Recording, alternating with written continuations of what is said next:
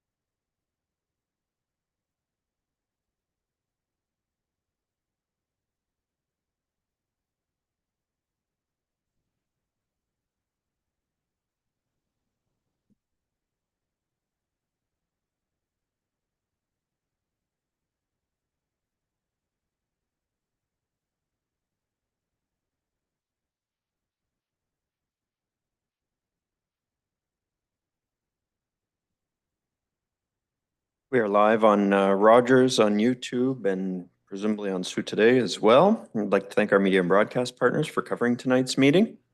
I'd like to begin the meeting by acknowledging with respect that we are in Robinson Huron Treaty Territory and that the land on which we are gathered is the traditional territory of the Anishinaabe and known as Bawating. Bawating is home to Garden River First Nation, Batchewana First Nation, and the historic Sault Ste. Marie Métis Council. And before we get into the adoption of minutes, I would just like to wish happy birthday to our very own Councillor Sandra Hollingsworth. Happy birthday, Sandra. And with that, we'll get into the council meeting. Under agenda item 2, adoption of minutes, I have a motion by councillors Zagordo and Spina resolved that the minutes of regular council meeting of February 24, 2025 be approved. All in favor? Under agenda item 4, I do not have any declarations of pecuniary interest. Council, any conflicts? Seeing none. And under agenda item 5, I have a motion by councillors Zagordo and Hollingsworth resolved that the agenda for March 17, 2025 City Council meeting as presented be approved. All in favor? Oh, Councillor as well. Earl, we have 7 points, so I don't know if we need to. It's approved. 7. We can do that when we get to 7, Councillor Vesuelen. So a vote on the approval of the agenda? That carries. And under agenda item 6.1, audit planning, Oscar Poloni, partner with KPMG, is attending by Zoom. Welcome to council, Mr. Poloni. Thank you very much, Your Worship, and good evening, members of council. Thank you for allowing us the opportunity to be here today to provide our audit planning presentation for the 2024 fiscal year. This is a communication that is required under Canadian auditing standards, and it outlines our audit plan for the upcoming audit of the city and its related entities. So maybe if you could move to the next slide, please. So council, we've provided a more detailed audit plan document, but what we wanted to do with this presentation is just summarize the more salient points as well. So from an auditing perspective, we've established a materiality of $4.4 million. As we've mentioned in the past, materiality is the threshold of errors that as auditors we're able to absorb before we either require them to be corrected or we change our audit opinion. Consistent with municipalities and other not-for-profit organizations, it's calculated as a percentage of your prior year's revenues or expenditures, which is where we've gotten the number. Now, as auditors, we use materiality for a number of different purposes. We use it, for example, to calculate our sample sizes. But with respect to council, I would suggest the most relevant use of materiality is it determines our posting threshold. And this is the level above which, if we have an error that is uncorrected, we are required to communicate it to council as part of our year-end audit findings. So the posting threshold is calculated as 5% of materiality, or about $220,000. And just to put it in perspective, council, that's about 0.01% of your total revenues. So that's the total level of precision, if you will, that we have from an audit perspective. We audit all of the numbers in the financial statements, but we do have certain areas that we've identified as higher risk. So we've identified them on this slide and in the audit planning report. The first one is the potential for management override of internal controls. And this is the risk that management will either override your system of internal controls and financial reporting to either perpetrate a fraud or conceal a fraud. And council, I just want to make it very clear, we have no reason to believe that actually happens in the city of Sault Ste. Marie, its related entities. It's just that under Canadian auditing standards, all auditors are required to address this. We have no option. So it is a mandatory procedure under Canadian auditing standards. The remaining key risk areas that we've identified on this slide relate to specific financial statement captions as well as your disclosure. Those amounts are selected on the basis that they're fairly large from a quantum perspective. They involve a high number of transactions, or they have a certain degree of complexity built into them. So the key risk areas that we've identified, once again, are summarized here and in our audit planning report. I would suggest to you, council, There's been no change in our risk areas from the prior year. I would also suggest to you, Council, that the risks that we've identified for the City of Sault Ste. Marie are consistent with what you would see for other municipalities with comparable operations, as well as larger public sector organizations as well. So next slide, please. So the financial statements that we issue for the City of Sault Ste. Marie are consolidated in that they incorporate all entities that are under control of the city as a corporation and council as a governance body. So on this slide, we show those entities. Certain entities, such as the Public Utilities Commission, the Public Library, and Tourism Sault Ste. Marie, are directly consolidated, where we pick up their financial statements and incorporate them into the city's financial statements on a consolidated basis. With respect to PUC, from an accounting perspective, it gets different treatment because it qualifies as what's known as a government business enterprise. It's able to operate under its own resources. And so we use something called the modified equity basis. Now, that said, all of these entities, with the exception of Tourism Sault Ste. Marie, are subject to their own statutory audits on their own standalone financial statements. So just a summary of the group auditing environment and the work that we do behind the scenes to arrive at your consolidated statements. So next slide, please. So with respect to our audit timelines, we actually started our work on your 2024 audit in the month of December, where we undertook our initial audit planning, undertook our preliminary audit risk assessment, and also conducted interim field work. We are present here in March to present our audit planning, but also to commence our year-end audit field work. Our audit work is actually going to start next week, so we have teams that will be on site. In addition, we've started work on some special reporting that you do. For example, there's a set of financial statements for your Provincial Offences Act activities that we will be issuing tomorrow. We expect to come back to Council sometime in June to be able to present our audit findings report and seek your approval of the final statements, as well as any special reports that we complete, and also to have a debrief with your city staff in July.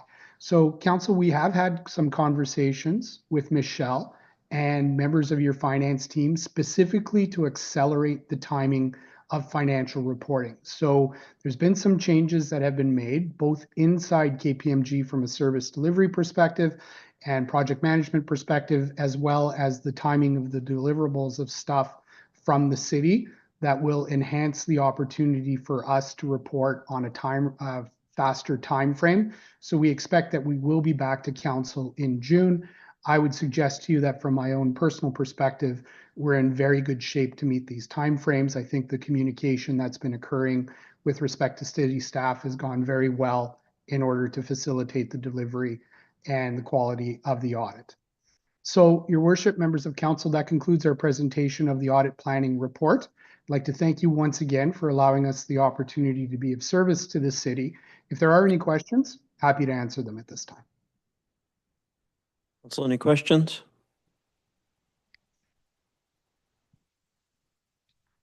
Thank you, Mr. Poloni. Thank you, Your Worship.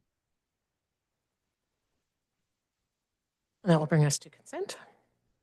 So we will separate 7.1 out so we can defer it subsequently, Madam Clerk. Any items on consent? Councillor Hollingsworth? Thank you. May I start with 7.3 2024 investment report? Go ahead. Just want to pull that up.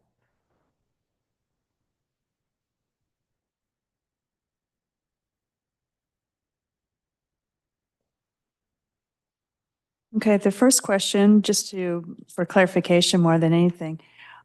First of all, I want to comment that the interest rates, the rates have been pretty positive. 5.19 is one example and so forth. Through you, Mayor, to, I guess, Ms. Shelley Shell. In our report, it talks about the bank account at approximately $3,895,280, I believe, at the rate of 5.19%. Just educate me, out of curiosity, are municipalities treated differently when it comes to revenue that we gain from interest? or are we taxed similar to any corporation? Through you, Mr. Mayor, to Councillor Hollingsworth, municipalities do not pay corporate income tax. Is that what you're referring to? Well, exactly. Okay, yeah, there is no corporate income tax on us. Okay, so when we receive this interest rate, there's no other additional There's no tax. deduction from it, and Okay. it goes right towards the levy or to reserve funds. They may get an allocation of it as well. Okay, great. I just thought that's important for us to keep in mind. And it's a great education piece for those that are listening. Thank you. My second question. Out of curiosity, on this bank account, what goes through this particular account? Payroll, or what is the real use of this money? To you, Mr. Mayor, to Councillor Hollingsworth, this is our main general account. So pretty much everything gets consolidated into this account. All of our other accounts, we do have some sub-accounts, which we use for collecting taxes, paying accounts payable, et cetera, for fraud purposes. But this is the main account, and all of our accounts earn interest. So it kind of is the consolidation of it. Okay. And out of curiosity, on average, do we try to, again, keep to a certain amount to stay over a certain amount? Like, obviously, we don't want it to fall very low. Do we have like basically a rule of thumb where we don't want to be below 2 million, a million or something? We do monthly and quarterly review of our cash flows to make sure that we're staying within our limits. We don't have a lower limit. We do have some fairly healthy cash balances because of our reserves, et cetera. So I do have metrics as to what we want to put in for short-term investments and the level that we're looking at for that. So Okay, hence that's why we have a great credit rating, I would think. it contributes, yes. Okay, two other questions.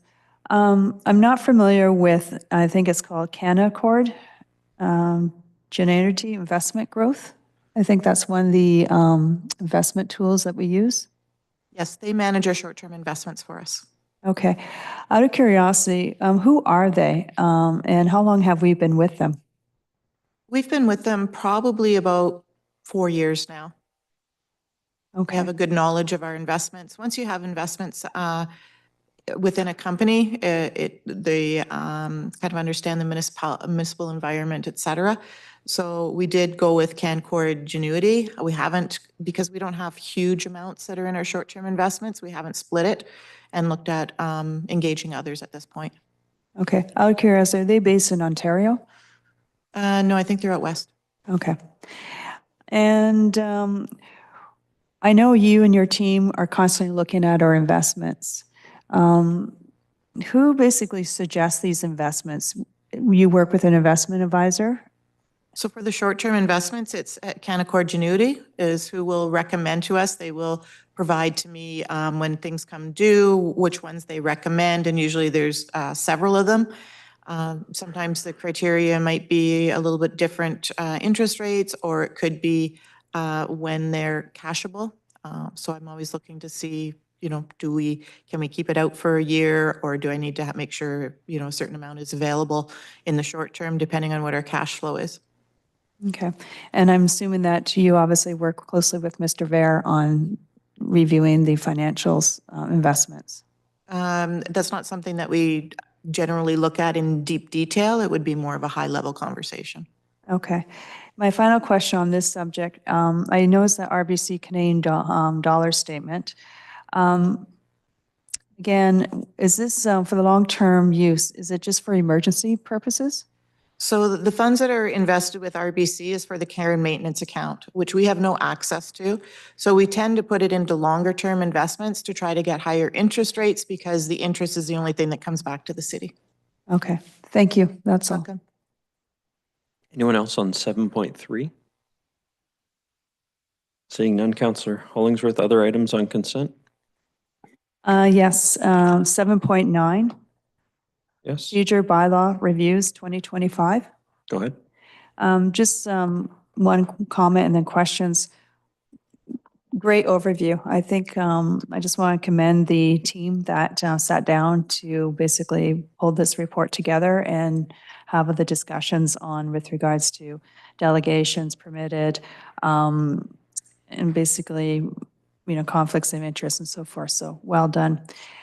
So my first question with regards to this item 7.9, through you, Mayor, to, I guess, the city clerk, maybe? Can you elaborate, please? I believe in the report, it says no delegations permitted for items under agenda item 9. So are you saying that a delegation may come and sit in the gallery, but they can't speak to any of the items under section 9? Through you, Mr. Mayor, to Councillor Hollingsworth, when resolutions come forward under 9, that is resolutions from members of council who are generally asking council to bring something back. So therefore, we wouldn't permit delegations at the time that that motion was introduced. We'd permit them once the report came back for a decision point of council. Okay, great. Thanks for the clarification. I think that's important for people to know. My second question, with regards to conflict of interest, there was some mention of conflict of interest. If a council, just for clarification, if a council person is absent from the meeting, meaning that they're not here physically, they're not online, do they still need to declare a conflict of interest? Through you, Mr. Mayor, to Councillor Hollingsworth, yes, the member of council should declare the conflict at the next meeting that they're in attendance at. Okay, great. Thank you. That's all. Anyone else on 7.9? Councillor Caputo?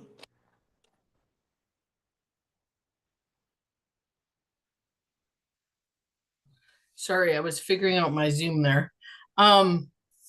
Just to piggyback off of what Councillor Hollingsworth was asking on 7.9, through you, Mr. Mayor, to Ms. Jasinski,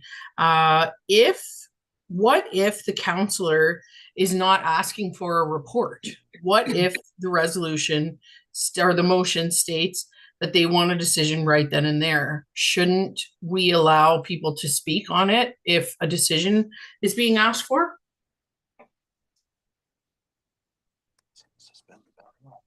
Through you, Mr. Mayor, to Councillor Caputo, generally the action doesn't take place right then. A request for delegation can always go to the agenda review task force, so that could be considered as to whether that was in fact appropriate to allow delegations where there's a decision point in at the same time. Okay, but I know yourself and Mr. Mayor and CAO Ver, you are on the agenda review committee, so you know that there's no written form, like there's no formality that I, myself, or any other counselor has to ask for a report through in a motion. So my only concern with this is that, yes, generally right now, motions are coming through and being asked, for a staff report. But if something changes, if a counselor changes, when council changes, if counselors are not asking for reports, but asking for decisions, I feel as though the general public should be able to speak on those motions, unless there is some type of parameter in place to ensure that anything that comes under 9 is a notice of motion and isn't decided on immediately. So is there something to make sure that one of those two things happens? Through you, Mr. Mayor, to Councillor Caputo, we generally discourage councillors from asking for action to take place without input of staff before that happens. A member could always ask that the rules be suspended and that people be allowed to speak. So there are methods by which it could be permitted in the event that there was an immediate decision point. But as I said, we try to encourage councillors to do that so that you have all of the information before you at the time of decision. Yes, I understand that and I appreciate that information. I just, like I say, right now, most of us, most of the time, play friendly and play by the rules. In the case that somebody just, you know, says yes, ignore, and puts forward a motion, not asking for a report, is there a way to amend this to be sure that people could still speak to it? That's my concern. Through you, Mr. Mayor, to Councillor Caputo, what I would suggest is in that case, it not be something that's written into the procedure bylaw as it is, but there is always the procedural method where you can waive the rules to allow something. Okay, I mean, I'm definitely not the guru on procedural bylaw. You certainly are. I would consider Ms. Tazinski that. So I trust what you're saying. I just want to be sure that we are allowing people.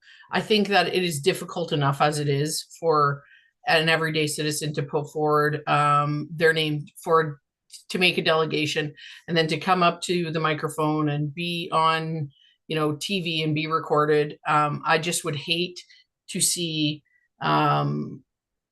another barrier for them, and I am concerned if there was somebody not asking for a report. That's all. So if you just for the consideration of the folks that put this forward, I don't know if any amendment, like if you want to make any amendment or whatever, but those are my concerns.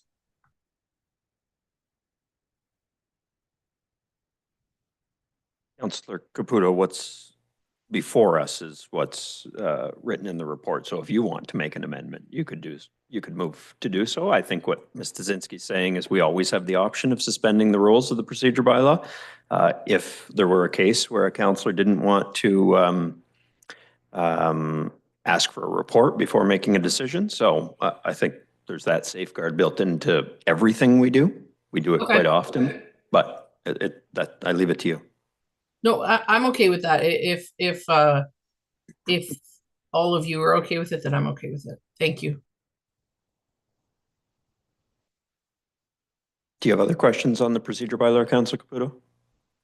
No, that's everything. Council, other questions on 7.9? Councillor Kinnick? Thank you, Mr. Mayor. Through you, Mr. Mayor, to Ms. Jasinski. So what does this status change of designating it as a task force versus the committee agenda review change for procedure or anything else? Through you, Mr. Mayor, to Councillor Kinnick, there is no change. The agenda review task force is composed of more members of staff than members of council. So that by its nature makes it a task force other than a committee. This amendment is to clear up that language in the bylaw so that there's not a misinterpretation that it is in fact a committee when by its composition, it's a task force. Okay, thank you. Thank you, Councillor Kinnick. Any other councillors on 7.9? Okay, seeing none. Councillor Hollingsworth? Item 7.14, NOHFC, Conditional Contribution Agreement, Wishart Park. Yeah. Through you, Mayor, to Mr. Anderson. I'll just, for the record, note that Wishart Park is in no way related Correct. to Wishart Law Firm. Two separate things. But go ahead. Yeah, good point. First of all, fabulous park, has a lot of positive history and has basically improved quality of life for many Siouxites. Mr. Anderson, just a quick question. My colleague, Councillor Lisa Venezuelan-Allen, and I sit on the Accessibility Committee. There was mention, I believe, in the report about a boardwalk, I believe, and so forth. How do we make sure that this park is going to be accessible by all, for example, those that may be using a wheelchair? Through you, Mr. Mayor, to Councillor Hollingsworth. We're currently working with our Parks and Recreation Department on a handful of the initiatives, including the playground equipment, to ensure it is accessible. It is a wilderness park, similar to Hiawatha. And some of the trails will be natural trails with roots, gravel, et cetera, that will not be accessible because of their natural state. But those elements that we are designing, we will endeavor to do our best to make sure they are accessible. Okay. And I know that you and your team are excellent at keeping up to date on the latest trends for tourism and parks and so forth. And I know that you are always in constant conversation with our manager of accessibility. However, there are a lot more trends on showing natural trails that can be accessible by those that may require a wheelchair or a walker. Have you entertained even to maybe consider a small portion that would be user-friendly for wheelchairs? Or have you started to maybe look at other communities and what they're doing for natural trails? Through you, Mr. Mayor, to Councillor Hollingsworth. At this point, the budget that we have is fairly tight for what we're doing. Should we have additional funds that are available, again, this project is largely funded through Tourism Sault Ste. Marie. Accessible paths through the wilderness is something that we could consider. Okay, thank you. Perhaps maybe some in the community may want to do a donation, and you never know. So thank you for all your hard work on this. That's all. Thank you, Councillor Hollingsworth. Councillor Gardy? Yeah, to Councillor Hollingsworth's point, I know that I've seen some in town. There are like all-road wheelchairs that people who endeavor to pursue that type of activity can purchase. I'm sure they're very pricey. That being said, I think it's important to note that there is that opportunity for those who do that as a hobby, much like those who mountain bike, although I obviously noticed a difference. But I appreciated Travis's answers to Councillor Hollingsworth's good questions. Thanks. Thank you, Councillor Gardy. Other councillors on 714? Councillor Vezoallen? Thank you. My only question is, Travis, do you know when you're going to be able to start the work on this? Through you, Mr. Mayor, to Councillor Vesno-Allen, we have actually commenced work. We have initiated the construction of a portion of the trail from Third Line to Wishart Park, which we hope to complete July or August of this year, depending on snow conditions. We have also installed the bridge over the Root River. That was completed roughly slightly less than 2 weeks ago. And we're hoping to install the playground equipment as well as some of the other features later this summer.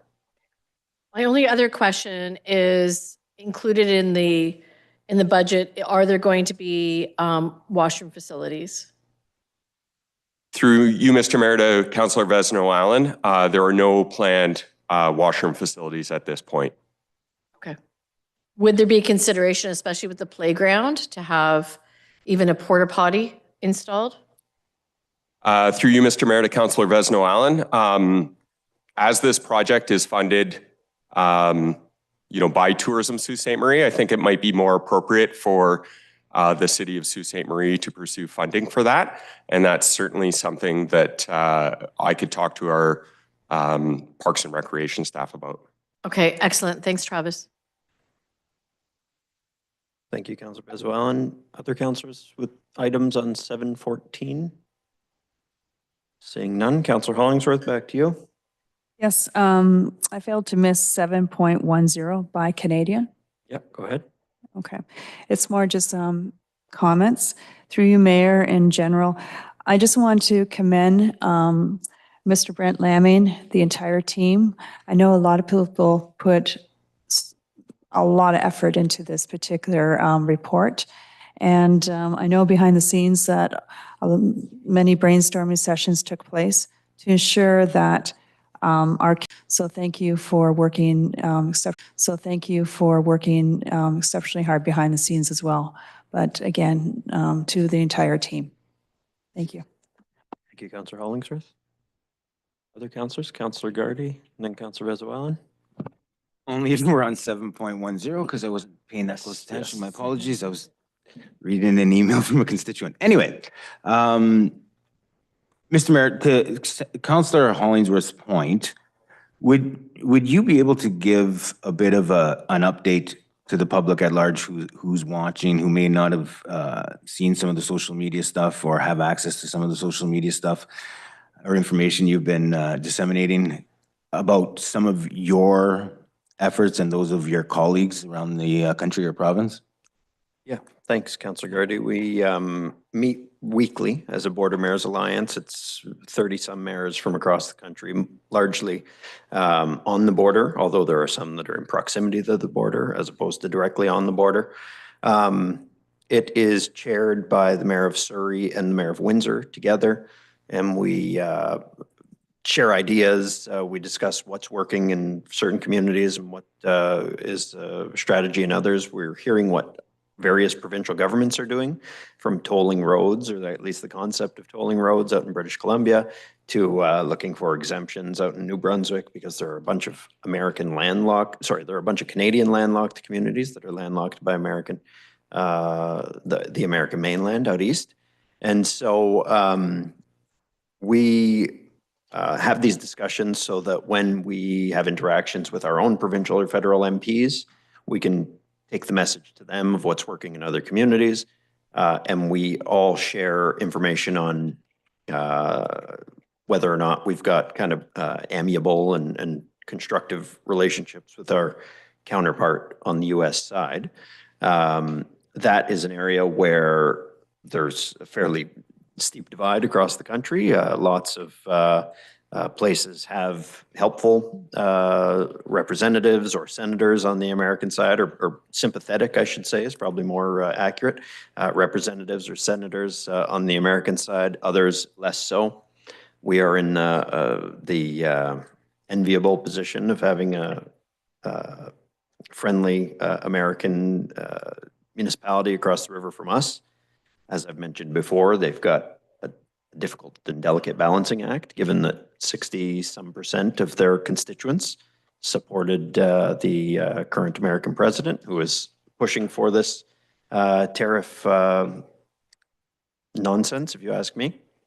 But the efforts are progressing within each municipality to connect with American counterparts so that the American city or senator or representative on the border side can advocate with their government against these tariffs, because Canadians won't change the American government's mind. Americans will change the American government's mind. And that is the ultimate objective of getting these border mayors together to talk with our American counterparts.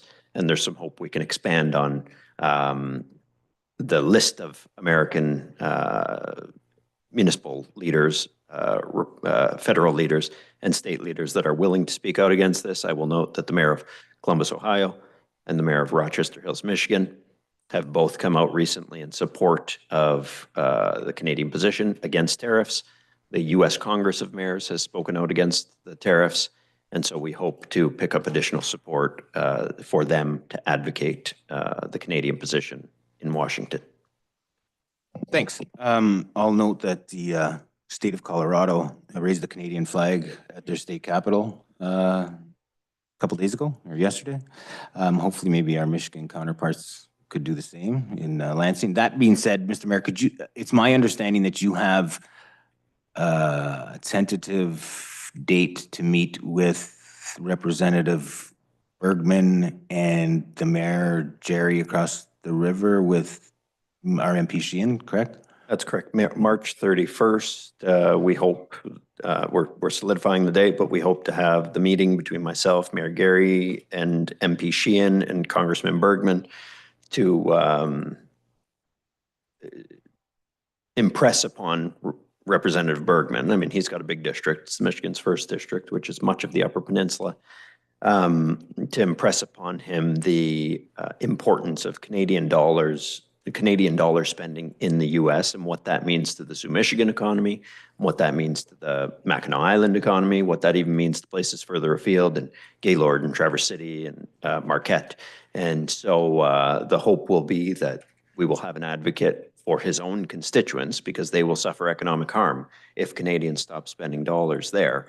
And what we've seen from the most recent month's bridge numbers and January's bridge numbers are that they are declining, and those declines appear to be in line with the introduction of the threat of tariffs. So this is going to harm our American neighbors to the south economically, and hopefully that message makes its way back to Washington. And I'm hopeful that, oh, sorry, Mr. Mayor, I'm hopeful that conversation will be a kind of 3-on-1 conversation that Mr. Jerry across the river will be able to impart to Mr. Bergman the importance of, you know, our community spending money in his, because I think you might have your work cut out for you with Representative Bergman, but good luck. Thank you. Anecdotally, I spoke to someone at Customs today who told me, as you mentioned, that there is a noticeable decrease in cross-border traffic. In fact, the person told me what they're noticing is more kind of anybody who's going across now is for like an incidental visit, sometimes for family or friends, sometime to run their dog to the vet. But they're noticing even those who do go and who are returning, they're not purchasing anything. So the community, I think, is hearing what we're trying to say, and through, you know, predominantly your leadership. So good on that. Good for you on that. You know, could I just ask staff to give a high level kind of précis of this report, because I think it's important that they have an understanding of, you know, the efforts that we can make as a municipal corporation, but also some of those limitations and why there are those limitations. Do you mind if staff just kind of talks about that a bit for the public? Thanks, Mr. Bear. Thanks, Councillor. Through you, Mr. Mayor, to Councillor Gardy. Thanks for the opportunity. I'll note that Brent Lamming put this report together. He's not here today, but I'll go through the report. Essentially divides up into a few sections. One is that staff have looked at where we do have opportunities to purchase Canadian goods and reviewed where we are buying our goods across our different facilities and looking for opportunities where we can ensure that we're sourcing supplies and materials from Canadian companies. Also, our economic development team has been working hard to monitor what is going on in the landscape with our local businesses and in direct conversation with our major employers, looking at programs that will be coming available to support businesses and making sure our businesses are aware of those programs, understanding opportunities that we can assist them, and looking down the road at the potential for skills training should significant layoffs occur in the community.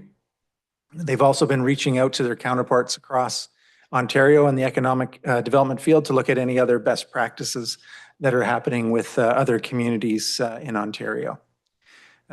As well, we've been certainly briefed from an economic development team perspective on the fundamentals of our trade relationship with the United States. And in the report, we included some facts about our trade relations, trying to amplify those facts for the community to make sure people are aware exactly how trade flows across our borders and the level of trade. And I think it's important to note that when you take out energy trade, that there is not a deficit. Our deficit, the United States deficit with Canada, was entirely driven by energy products. When you take energy products out, the U.S. has a trade surplus with Canada.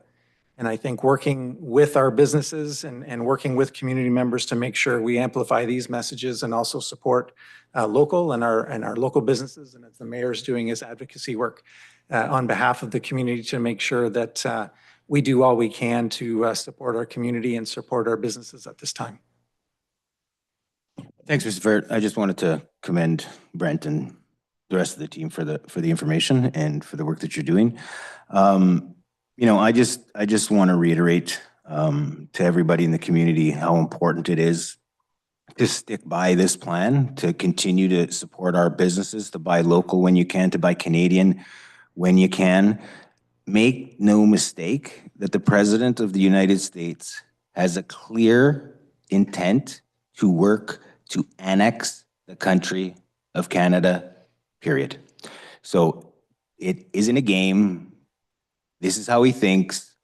We're the first, we get impacted first by a lot of this stuff being a border community. So Mr. Mayor, keep up the good work, and everybody out there, continue to support our local economy and to support our country. Thanks.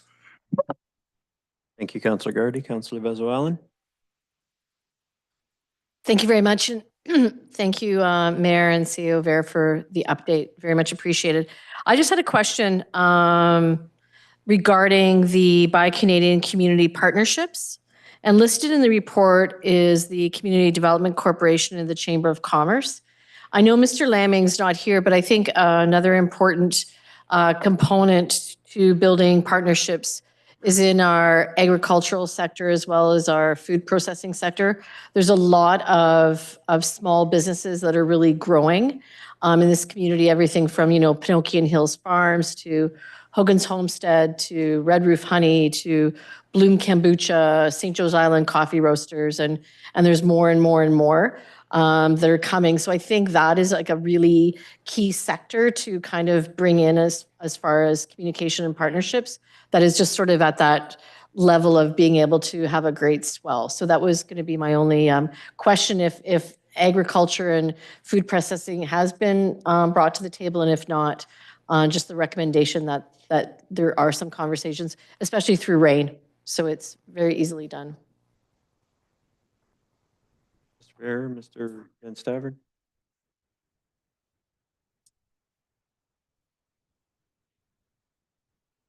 Have not looked at that sector as of yet, but I've made a note to definitely take a look at that. So we'll be back to you on that very quickly. Okay, thank you. Anyone else on 710? Yes. Okay. Oh, sorry. Go ahead, Councillor Caputo. Thank you, Mr. Mayor. So I have tried to base my business and basically my existence on buying Canadian and buying local for a really long time. So this is something that I am passionate about, and I try and remain as knowledgeable as I can. I commend everyone for the work that they're currently doing, but I do think that in the most respectful way, more can be done. You know, within this report, we talked about, you know, arenas, and the buying power there is probably massive, or pretty large anyway. And, you know, we talked about the use of GFS, which is stated in the report as a North American company. At its heart, it is an American company.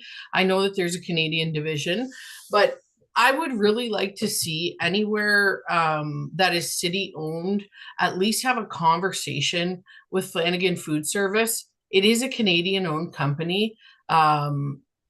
They are among Canada's best managed companies, and they deal with like a local food program. They carry more than 500 Ontario dairy companies, produce, protein, everything. And their definition, this is something that's really important. I'm not sure how GFS positions itself, but for anybody watching and anybody taking note, it is important to really understand when someone defines Ontario food, that can mean a lot of things to a lot of different people and companies. And with Flanagan's, they do mean it must be born, raised, slaughtered, grown, and processed in Ontario. So just given, you know, all my restaurant experience, I just thought that I would throw that in there. I would love to see arenas and other places at least have a conversation with Flanagan's to see if we can get more of those Ontario companies and Canadian companies on the bill. Further than that, we can check also for like what is purchased from Ontario, what's purchased from Canada, and what is being brought in from the US. Even from GFS, you can ask any of your suppliers that. So that's something that we should look into, because I'm very much on the side of Councillor Gardy here. Like, the Americans seem to be gloves off. And I understand we're nice Canadians, but you know, purchasing power, this is where we can set our punches in. And I think we really need to be looking to take the best shots here. Just even to help our own economy grow. So that's my 2 cents. Thank you. We've got our Commissioner of not Public Works, sorry, Community Services that can comment on that. Mr. Mayor, to Councillor Caputo. So as you know, we have done quite a few changes to ensure that we're getting Canadian product. Having said that, through GFS, having said that, we are open to looking at other options as well, working with appropriate staff. Thank you. Thank you, Councillor Caputo. Really good suggestions there. Anyone else on 710? Okay, seeing none. Councillor Hollingsworth, we are still on you. Nothing else, thank you. Okay, thank you. Anyone else with items on consent? Councillor Bruni. Thank you, Mr. Mayor. Through you to Ms. Marlowe or to the Fire Chief Johnson regarding the agenda item 7.7, equipment purchase of the 3 pumper trucks. And this is coming from a constituent, so I said I would relay the question. The 3 pumper trucks are being purchased out of British Columbia. Are they being built in British Columbia? Because we're trying to promote buy and purchase and build in Ontario and Canada, et cetera. So that was one of the questions. Through you, Mr. Mayor, to Councillor Bruni. The award went to a Canadian dealer. The chassis and cab will be imported from the States, and the rest of the completion of the build will be finished in the Canadian factory. Is there any vendors in Canada that start from start to finish when they're building these pumper trucks? Do you know? Mr. Mayor, to Councillor Bruni, no, to our knowledge, there's no fire truck or fire apparatus manufacturer in Canada that builds start to finish, no. Okay, thank you. Thank you, Mr. Mayor. Thank you, Councillor Bruni. I will note that in the Buy Canadian report, it was one thing that stuck out at me. They talk about how one part of a vehicle can cross the border 7 times before it ends up in a completed vehicle. I suspect, given that this is essentially a large vehicle, it's probably very similar. Other councillors on 7, what number was that? Sorry, 717? 7.7. 7.7, yes. No, seeing none. Councillor Bruni, other items on consent? Next item is agenda 7.15, Millennium Court oil grit separator to, through you to Ms. McCauley, if she's in. Yep. She is in. I'm just asking for Ms. McCauley to explain to councillors and to our viewers regarding what is an oil grit separator and why at Millennium Court, please. Through you, Mr. Mayor, to Councillor Bruni. So an oil grit separator is an underground structure that is usually inserted into a maintenance hole or a manhole that when water passes through, it allows sediment and oil to be separated from the water so that the sand will settle out. So when Millennium Court was built, there was a requirement for a sediment pond to be built behind the houses and on the edge of the ravine. Over the years, because of the location and the amount of flow that we have going through that pond, maintenance was being, it was very challenged to maintain that pond. So we've since abandoned the pond, and we are going to be installing these structures within road allowance that will allow Public Works access to maintain them and remove that sand that gets accumulated. Okay. Just curious, why wasn't this brought forward when that subdivision was going, starting up instead of what, 15, 20 years later now? Why didn't we go this way when the Millennium Court was being built? Just curious. That's a good question. I'm not very sure. I think in the city, our first oil grit separators were installed around 2005. I think that's the first time. So this would have been, that would have predated us. It was done in the millennium, so I think in the year 2000. Okay, thank you. Thank you, Ms. McCauley. Thanks, Matt. Mr. Mayor, sorry. Thank you, Councillor Bruni. Other councillors on 7:15? Okay. Councillor Bruni, other items on consent? No, that's it. Thank you. Other councillors with items on consent? Councillor Caputo? Thank you, Mr. Mayor. 7.16 baseline in Carpenter Beach. It's been pulled, Councillor Caputo. Oh, I'm sorry. I missed that. No problem. Any other items on consent? Councillor Caputo, sorry? No, okay.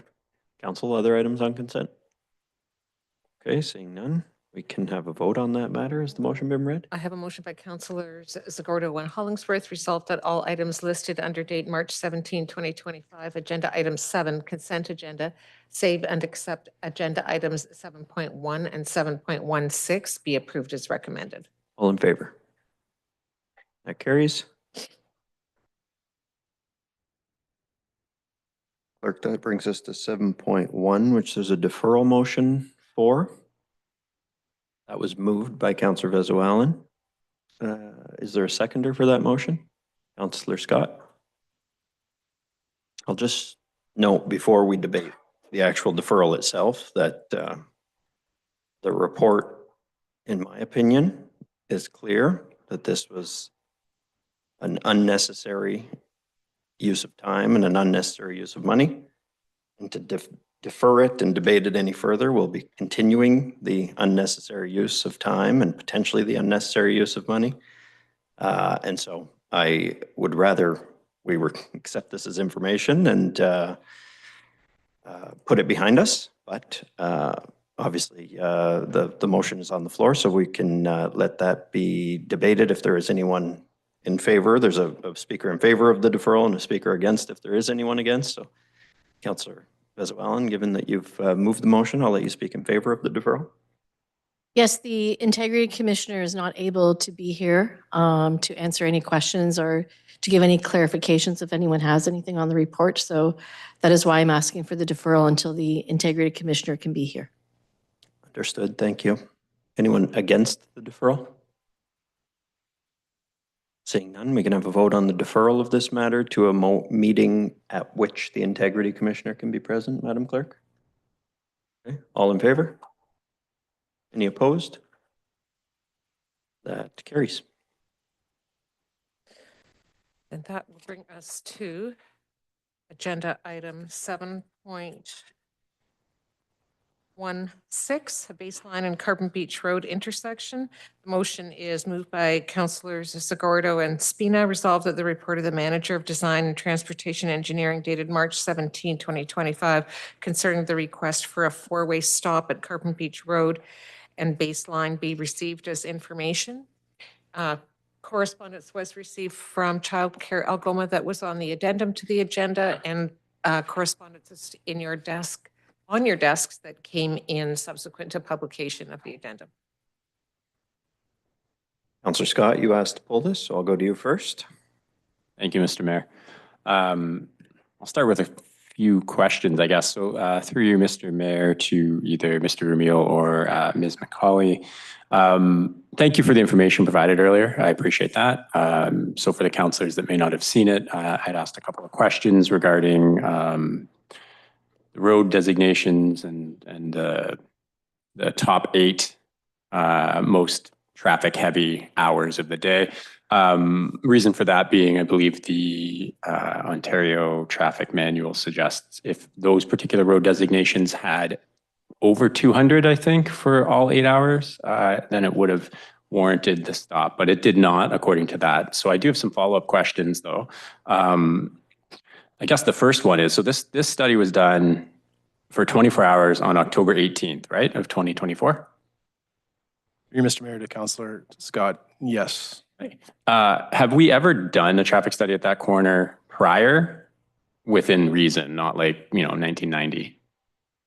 Mr. Mayor, to Councillor Scott, I will defer this to Maggie, to Ms. McCauley. Through you, Mr. Mayor, to Councillor Scott. I didn't look that up. We definitely had a lot of speed studies done in the area over the years, but I didn't look to see whether we had any previous traffic Okay. or turn moving counts. Yeah, no, I appreciate that. And sorry to just spring it on you. I wouldn't know if you would have known. The reason I ask is, though, I just think of, October 18th, it's fine. It was a Friday. It wasn't a weekend or anything. But I do wonder if the traffic at that intersection increases in the summertime with people having camps further south of baseline and people going to the beach. And then you might think, oh, but school's not in the summer, but the daycare still is. So I guess my next question would be rather, if seasonality called for it, what is the OTM's suggestion in that case? If, let's say, in the summer, it were 300 vehicles for 8 hours? Through you, Mr. Mayor, to Councillor Scott. So the general practice is to collect traffic data in the spring and the fall and not use traffic data unless there is a real reason for it. So I guess the answer would be we'd have to look at it and see if it's a reason to deviate from the guidelines. Okay. I was just curious in that case. And it makes sense. We barely have a summer here. Okay. So as far as my questions go, I think that was everything that I had in addition. Is it okay if I just make quick comments on the matter? Great.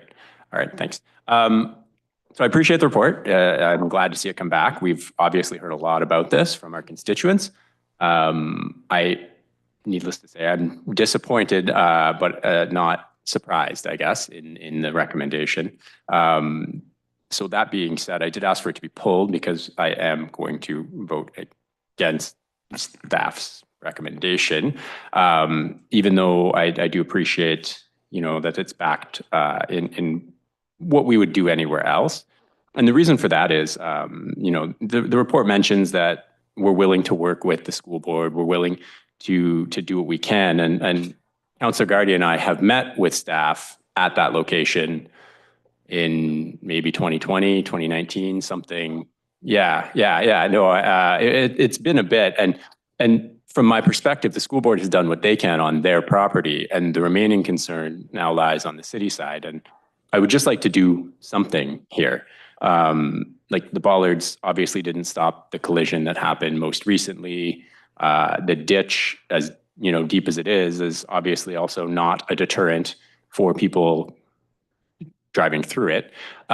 So it's just something. I'd like to do something here to help the people that work there, to help the children that go there, just to feel safe. I think, sure, are we stuck with maybe a poor spot for a daycare just because it's so close to the road? It is what it is. We're in that position. Sometimes we have to make decisions based on things we can't control, such as tariffs. So I think what we need to do is something. I will be voting against staff's recommendation here. And we're not done. I think I'd like to see something happen here. And I want the constituents in the area to know that I'm not going to give up on that. So thank you. Thank you, Councillor Scott. Councillor Spina? Thank you, Mr. Mayor. I don't think I have any questions, but I just want to make some comments in support of Councillor Scott and what he has said here tonight. Just speaking from personal experience, I can tell you several neighborhoods around our community do complain about speeders and, speed being a factor in different things in safety of their neighborhoods. I can tell you from experience that speeds in this area far exceed any speeds in any other areas where I have ever done police enforcement in our community. People who exceed the speed limit in this area exceed it by many more times than they do in any other area in the community, in my experience. So I appreciate everything Councillor Scott is saying. I will 100% support him in seeking further information and a way to resolve the potential vehicle-pedestrian conflict in this area. Thank you, Councillor Spina. Councillor Caputo? Thank you, Mr. Mayor. Through you, Mr. Mayor, to I'm not sure if I should direct these questions to Mr. Dan Perry, since he was part of the speed management task force, or to Ms. Maggie McCauley, but whoever should answer. As the staff member on the speed management task force, can you please give me the suggestion for safety and speed reduction at this intersection? Through you, Mr. Mayor, to Councillor Caputo. The rural cross-section, which means the road with ditches on the side, is a real challenge for speed, for traffic calming. So a literature review of the options, they suggest bollards, which we're doing seasonally. They suggest additional paint, which we can explore with Public Works, narrowing the laneway that's painted. The challenge with that is that it doesn't work well during the winter because it gets painted over or gets covered with snow. Automated speed enforcement is one of the options. I've spoken with the police and they are aware of this situation and they're going to continue to monitor the area. Okay. So of those three suggestions, Ms. McCauley, 2 of them are seasonal. Is that correct? Yes. So the only one suggestion that works year round is automated speed enforcement. I guess there's also the solution of education and the temporary radar display boards, which we do put up, but they lose effectiveness the longer they're up. Okay, can you do you have the median speeds for that area? I don't, what I do have is the study we did pre-bollards and the study post-bollards. Okay. So pre-bollards in 2022, the speeds were about 80 kilometers an hour. And once the speed limit? Sorry, what's the speed limit? This is a school zone, so the speed limit would be 40 kilometers an hour. So and this is the median speed is 80? Correct, pre-bollard speed limit. Okay. So the post-bollard came down to 60 kilometers an hour. Okay, so they're doubling the speed limit without the bollards, and then 1.5 over with the bollards, which are only available from when? April until November? Is that correct? Okay.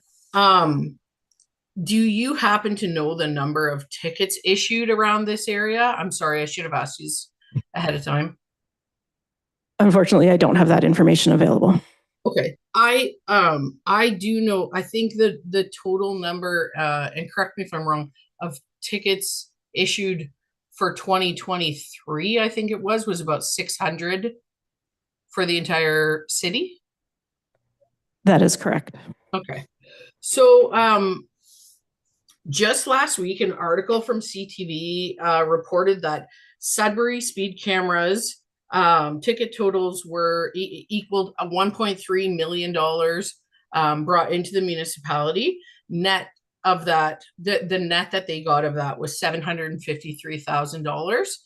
It slowed down traffic, made the areas, if what you're looking to do is slow things down, made them safer, and brought $753,000 into the municipality. I am very respectful of my council colleagues and your choices and decisions. But this motion reads in the last paragraph, further it be resolved that staff be requested to explore additional traffic calming measures and enhance signage to ensure the safety of children and all pedestrians in the vicinity of RMWR Public School. We have heard time and time again that the way to do this is automated speed enforcement. I would very much encourage folks, this is always what it comes back to. If we cannot get the 4-way stop, I would really encourage anybody who voted against ASE to reconsider and bring it back forward and really look at what it could do to areas like this. So that's it from me. Thank you so much. Thank you, Councillor Caputo. Other councillors? Councillor Gardy? Thanks, Mr. Mayor. One is I just wanted to acknowledge this letter that was left at our desks from Joanna Cicino, who, wanted us to discuss this, which we are doing. So I just wanted to acknowledge we are doing just that this evening. Through you, Mr. Mayor, to maybe, I guess, to Maggie, So the outreach that we've gotten recently has been from Child Care Algoma. Has there been any communication indicating concern from the Algoma District School Board, or has it just been Child Care Algoma? Are we aware of that, anybody? Through you, Mr. Mayor, to Councillor Gardy, I've not had any outreach from Algoma District School Board, nor do I think the engineering department has recently. Okay. Through you, Mr. Mayor, to anybody who's involved in this, Maggie, it might not be necessarily her purview, but in the anticipation of the motion that we provided, was there any outreach to ADSB as to what, if anything else, they can do besides do something with their bus bay, which I can tell you they're not going to do? Does anybody know if anybody spoke to anybody at ADSB? Like, I appreciate Child Care Algoma's perspective, and it's a valid one, but I just don't know if, like, those who own the site have been involved in this conversation outside of what was kind of done initially. Nobody? Mr. Rumio? Through Mr. Mayor, to Councilor Gardy, no, we did not reach out to ADSB. Okay, so, you know, I'm going to stand with Councilor Scott and Councilor Spina on this. I appreciate the reminder from Councilor Caputo. But anyway, so am I understanding correctly through you, Mayor, to Mr. Romuald, that the only protection, for lack of a better word, of that playground as it relates to those who own the site would be, in your opinion, the relocation of the bus drop-off area? Through Mr. Mayor to Councilor Gardy, it is my opinion that the best way to protect the playground where it currently sits, if that is where it has to stay, would be to move that massively wide entrance that, in my mind, is clear that the vehicles are traveling over towards, in that trajectory towards the playground. Understood. Okay, well, I appreciate that. I'm of the opinion that that is never going to happen, that playground is not going to be moved, that there is a valid concern for that straight stretch of road where people travel as much faster than they should. I appreciate the traffic study. But it's an ongoing concern for those people in the West End in and around that school and those who drop their kids off at that school. From my understanding, it's a very healthy student population. And I think as the community grows, most of it, without densification efforts, is going to grow out into the West End because that's where the property is. And we're not sort of landlocked by bylaw or neighboring communities. So we need some sort of resolution to this. I would encourage staff to maybe reach out to ADSB to talk about the situation. I think a number of us, if not a majority, feel that it is a valid safety issue. And I think it is, we've done what we can to a degree. I think it's incumbent upon, ADSB to be a part of the conversation with Child Care Algoma. If Child Care Algoma is speaking on behalf of the ADSB, I don't have any notion of that from the correspondence that I've received or that anybody's received. I don't think so. I'm gonna leave it at that, but I'm sure you'll hear more from Councillor Scott and I and maybe a couple of our colleagues in the future. Thanks. Thank you, Councillor Gardy. Other councillors on this issue? I have a question to either our Director of Engineering or Ms. McCauley. If the rural nature of the roads with the ditching here is the problem, and we can't put, or it's not recommended at the very least, that we put speed humps or speed bumps on a road with ditches, is there the possibility that we make a stretch of this roadway from the intersection back a certain distance, a Class A road, so we could better control traffic with speed humps? To you, Mr. Mayor, yes, that is a possibility. It's a little bit more involved than just installing curbs because it's the removal of the ditches that requires significant storm sewer infrastructure. But it's always an option. It's just a matter of cost. Well, I think that would be something that would be of interest if perhaps Algoma District School Board was in on the conversation. So I would encourage that discussion to happen as well. Councillor Dufour? Yeah, just further to that comment, Mr. Mayor, I agree with you and all of my council colleagues that this issue needs some resolution, something added to it. I just encourage folks when they do talk to ADSB to also look into, it was also suggested to have a physical barrier that was engineered and built on ADSB property. I do suspect that that would be an option that would be significantly less expensive than upgrading a portion of the roadway and would provide that similar engineered physical barrier from a car actually exiting through that entranceway and into the playground. And, you know, it could be a good compromise option to allow ADSB to keep their wide entrance, the city to maintain our road network in an effective way, but also to provide some protection that's I think very warranted in this area. Yeah. So hopefully that can be considered as well. Thank you, Councillor Dufour. So we can have a vote on this matter. It's to receive the report as information. So I know we've got a couple folks indicating they wish to vote against it, but if we don't receive it as information, we have to figure out what we are going to do with it. So all in favor of receiving it as information? Any opposed? That carries. Oh, except do we have a e-scribe issue? So Caputo voted in favor? In favor, yeah. Yep.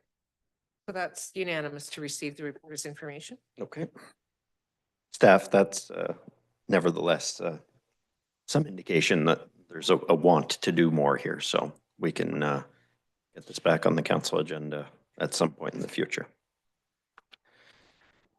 With that, Madam Clerk, I think that brings us to 9.1. Agenda item 9.1, product of Algoma District labeling. It's a motion by councillors Hollingsworth and Gardy, whereas the threat of tariffs has an overwhelming majority of individuals choosing Canadian products instead of American-made alternatives.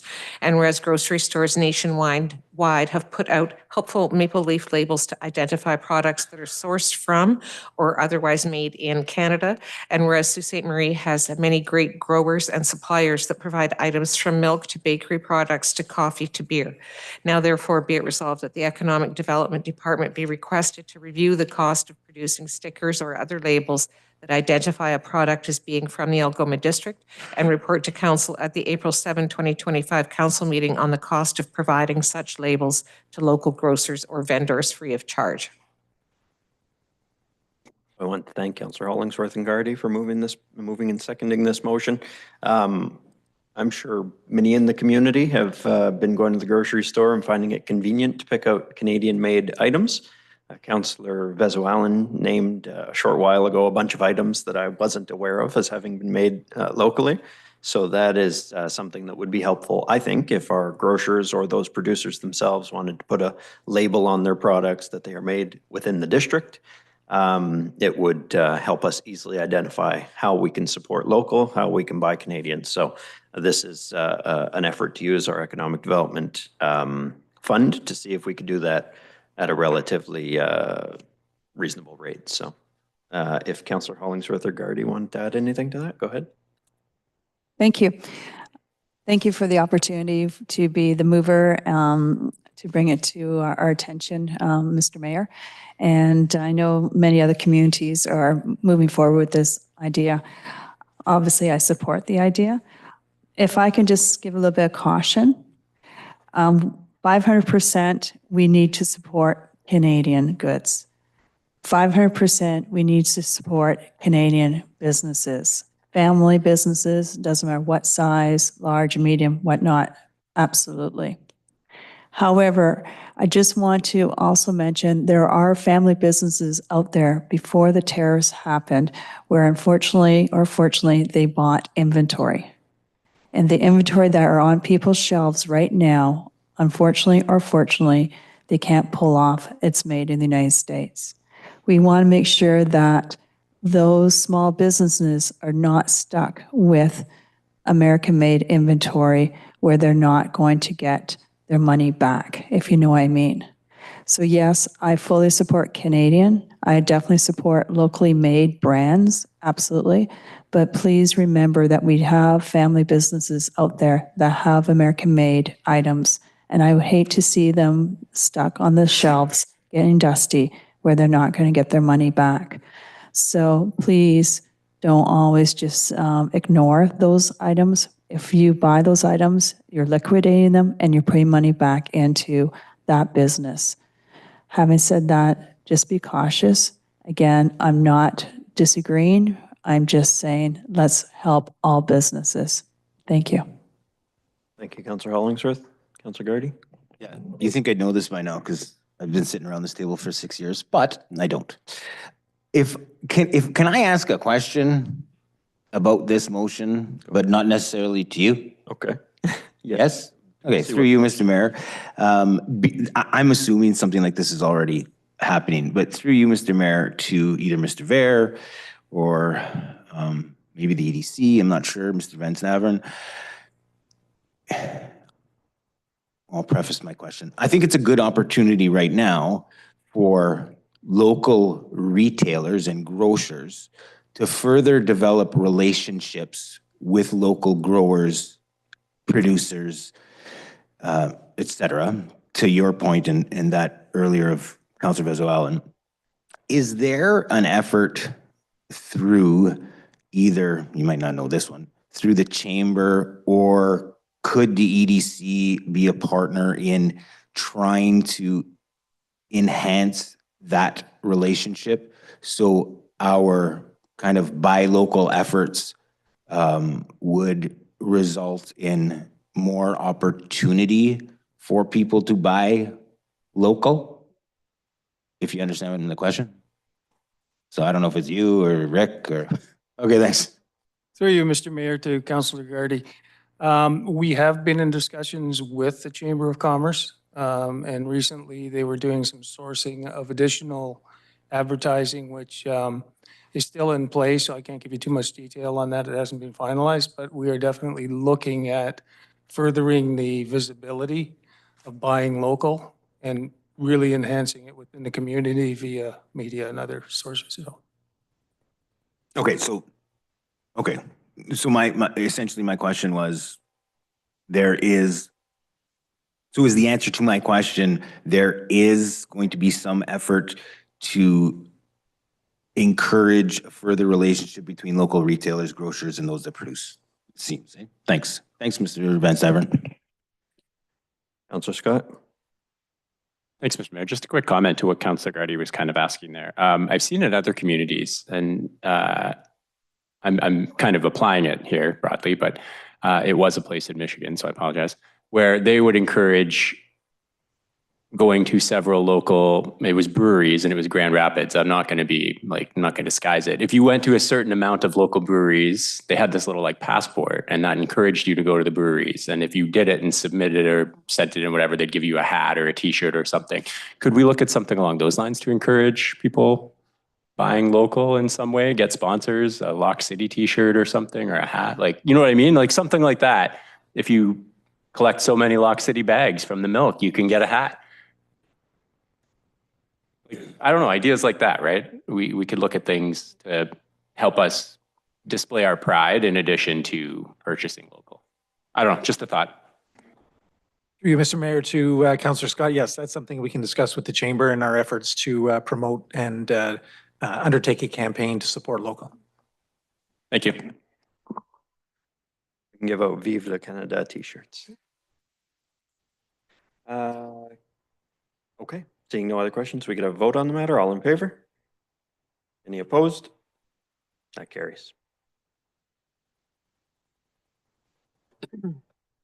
And under agenda item 9.2, a motion by Councillors Hollingsworth and Bruni, whereas tariffs on Canadian goods can have far-reaching consequences for both Canadian and American economies, and whereas they can disrupt trade relationships, increase costs, and alter the competitive landscape, and whereas the implications of such tariffs is crucial for small, mid-size, and large businesses to navigate, especially Algoma Steel. And Algoma Steel Inc. continues to be one of the largest industries in the community and directly impacts the local economy in Sault Ste. Marie. And whereas Algoma Steel for over 115 years has fostered economic growth, leading to creation of offshoot businesses and jobs for Sault Ste. Marie. And whereas according to Seeking Alpha, a financial publication, tariffs have pushed prices below production costs for much of the steel industry. And whereas Algoma Steel has laid off some salaried employees primarily due to uncertainty surrounding these tariffs. And whereas Algoma has been a positive community partner by donating to many causes, such as giving $250,000 to the YMCA, $1 million to the Sioux Area Hospital Foundation for the Residential Withdrawal Management Facility, $10,000 to Superior Adult Learning Program, to name a few. And whereas all community leaders need to unite to stand behind Algoma Steel to ensure that their voice is heard loud and clear, that the tariffs are directly impacting the company and hence each person in this community. Now therefore be it resolved that the mayor be requested to work with MP Terry Sheehan, MPP Chris Scott, and Jason Nacarado, President of Sault Ste. Marie Chamber of Commerce, to write a unified letter addressed to Prime Minister Mark Carney, Ontario Premier Doug Ford, Michigan Governor Gretchen Whitmer, and U.S. Secretary of Commerce Howard Lutnick to outline the importance of steel as it relates to both economies, highlighting that steel is crucial to the U.S. military and auto industry supply chain, not to mention the negative economic consequences to Sault Ste. Marie, but many communities. And in addition, to discuss with Algoma Steel the possibility of creating a community team task force with key stakeholders that includes local politicians to facilitate trade discussions with other markets or any other actions required to support the community's oldest industry. Councillor Hollingsworth. Thank you. First of all, I just want to again reiterate that many people in this community, again, including our mayor and his team, have been working so hard to ensure that our community navigates through this crisis. And who knows, as we all sit around this table, who knows when this is going to change. We don't know if the tariffs are here for a month, 2 months, a year, who knows? We just don't know. So again, I want to say thank you to our mayor and his team and other leaders for doing a great job. Having said that, at this time, I want to say to Algoma Steel, we as a community know that you have been working very hard to raise awareness that tariffs are going to be impacting your industry, but not just the industry, but our community and the outlying areas of our community, including Algoma and so forth, as in Algoma to St. Joe's Island, to all the outside communities.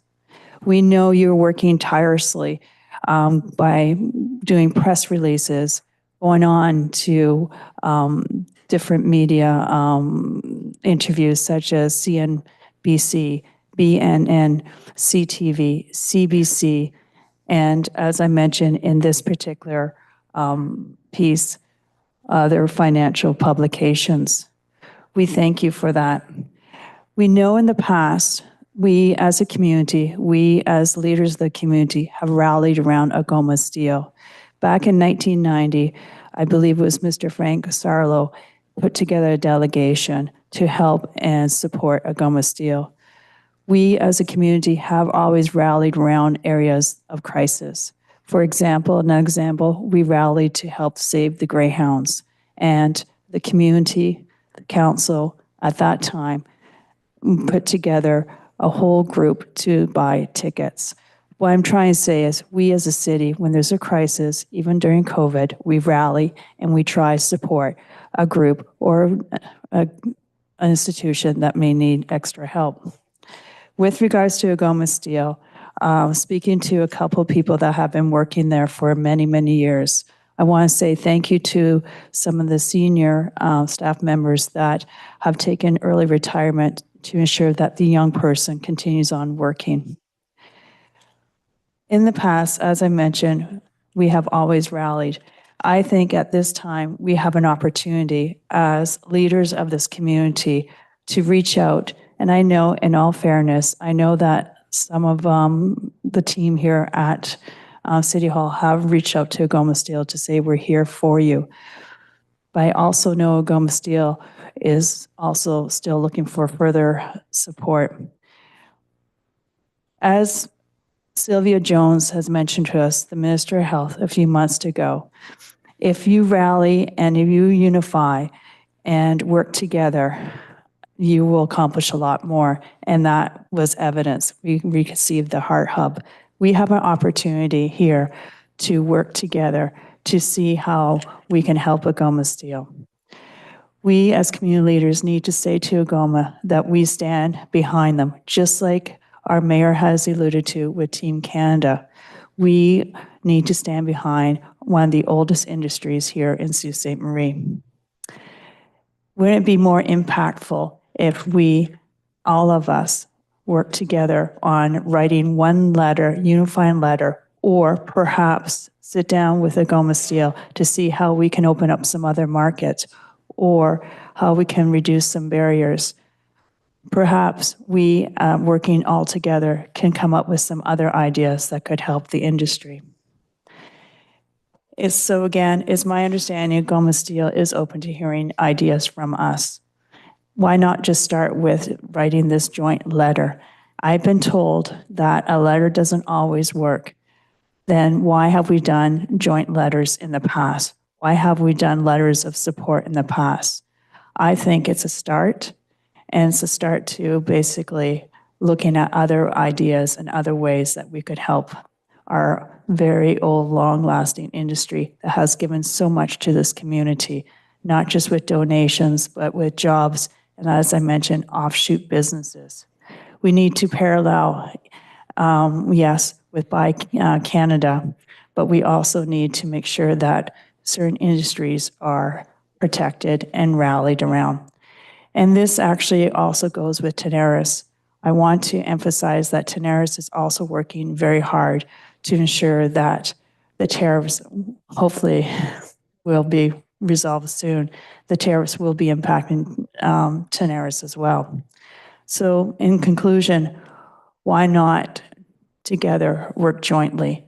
Let's start with this joint letter and see what else we can do. I hope that we can sit down and see how else, as an entire team, how we can work together so that we're all fighting against the tariffs and still protecting one of the oldest industries in our community. Thank you. Thank you, Councillor Hollingsworth. Councillor Bruni? Nothing to add? Any other councillors? Seeing none, we can have a vote on the matter. All in favor? That carries.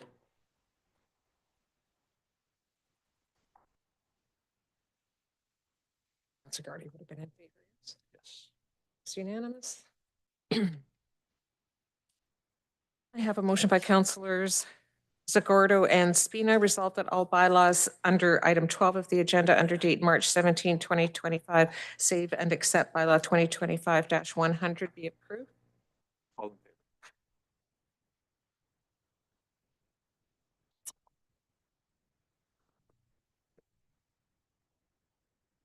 I have a motion by councillors Zagordo and Spina resolved that this council move into closed session to discuss 6 items concerning the potential acquisition of land by the municipality and 4 items concerning the potential disposition of land by the municipality. Further be it resolved that should the said closed session be adjourned, the council may reconvene in closed session to continue to discuss the same without the need for a further authorizing resolution. All in favor? That carries. And a motion by councillors Zagordo and Spina resolved that this council now adjourn. All in favor? That carries.